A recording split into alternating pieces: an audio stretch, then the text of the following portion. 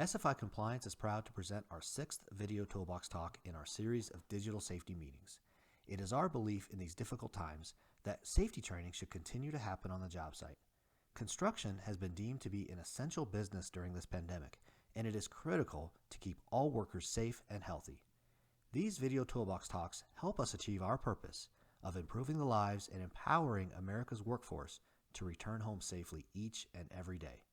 In an effort to bring continuous information to the construction workforce, we will periodically release these videos for your use in the field. These are meant to be temporary measure while we maintain social distance, supporting the safety of our construction community. In this digital safety meeting, we will be discussing conventional fall protection in construction and how to stay safe when working at heights.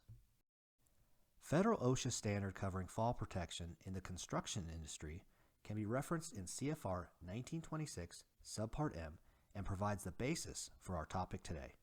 The procedures specified in the standard are intended to prevent and protect employees from falling off, onto, or through working levels. There are 3 types of fall protection commonly referred to as conventional fall protection.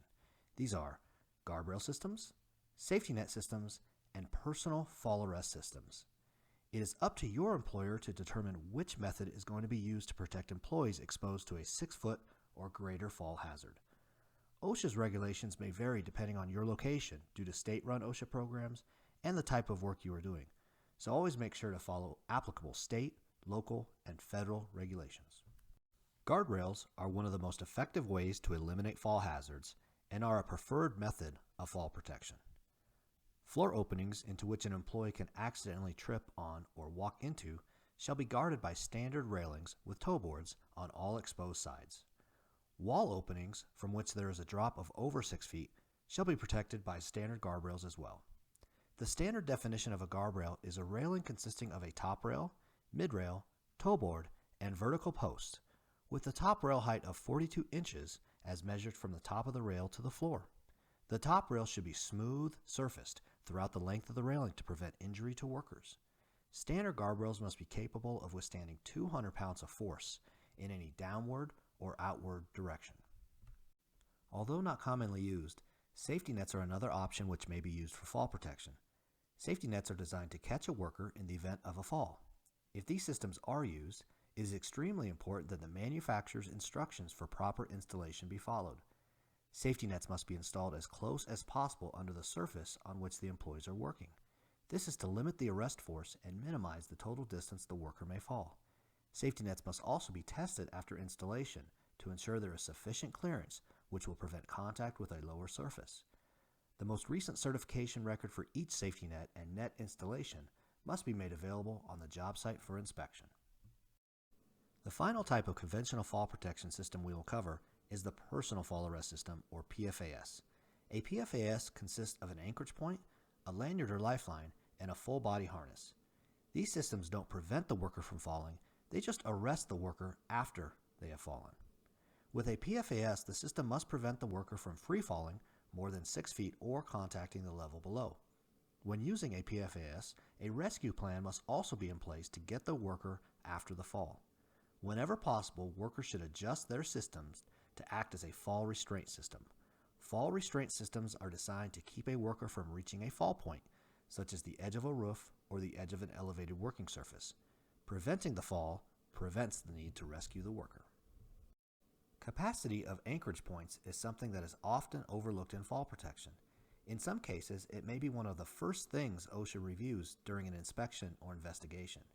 Anchorage points used for attachment of personal fall arrest equipment shall be independent of any anchorage being used to support or suspend platforms and shall be capable of supporting at least 5,000 pounds per worker or be designed, installed, and used as part of a complete personal fall arrest system, which maintains a safety factor of at least 2 and be installed under the supervision of a qualified person.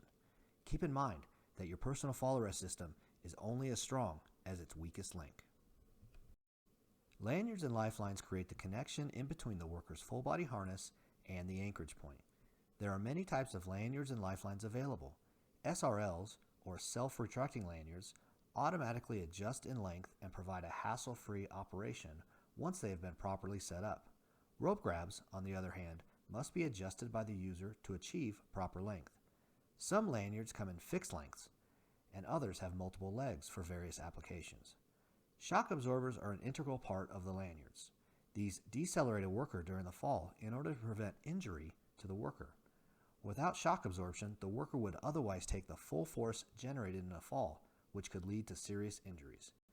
Be sure to inspect your lanyards and lifelines prior to using them. The full body harness is worn by the worker and completes the personal fall arrest system. When wearing a harness, always remember to locate the D-ring on the back of the harness in the center of the back between the shoulder blades. Always adjust the harness to ensure it fits tight to prevent you from falling out of the harness in the event of a fall. Finally, use the proper connection to secure your full body harness to the lanyard. A proper connection is a double locking clip or locking carabiner. Fall protection equipment is subject to tremendous loads during a fall, so unless each component is thoroughly inspected and properly used, it may not save your life. Thoroughly inspect all nylon webbing on the body harness for frayed edges, broken fibers, burns, deterioration, and other signs of visible damage. Inspect buckles and D-rings for stress cracks, deformations, gouging, corrosion, and sharp edges. Rivets and grommets should also be inspected for damage, corrosion, and deformities. Shock absorbers should be inspected for damage or indication that it has sustained a force from a fall. Be sure to remove any damaged or broken equipment from the work area and never reuse a deployed shock absorber. Be sure to inspect all components of your fall protection equipment and always follow the manufacturer's instructions for proper care and storage. OSHA requires employers to provide their workers with proper training. Training is a very important and required aspect of fall protection that will provide workers with the knowledge and skills necessary to work safely from heights. The standard requires employers to train employees, retrain them when equipment or site changes occur, and to certify and date the training. Retraining may also be necessary following an incident or near miss, or if a worker is observed in an unsafe manner. From recognizing hazards to inspections and proper use of the equipment, training is vital to your success. Thank you for your attention during this video Toolbox Talk. We hope you have gained knowledge about conventional fall protection in construction and ways in which you, as a construction worker, may stay safe while working at heights. Please continue to visit the Center for Disease Control's website, as well as your local, city, or state-sponsored public health website for additional information regarding COVID-19. Your health and safety is our greatest concern. Please also let us know if you have any questions or comments. Thank you, and stay safe.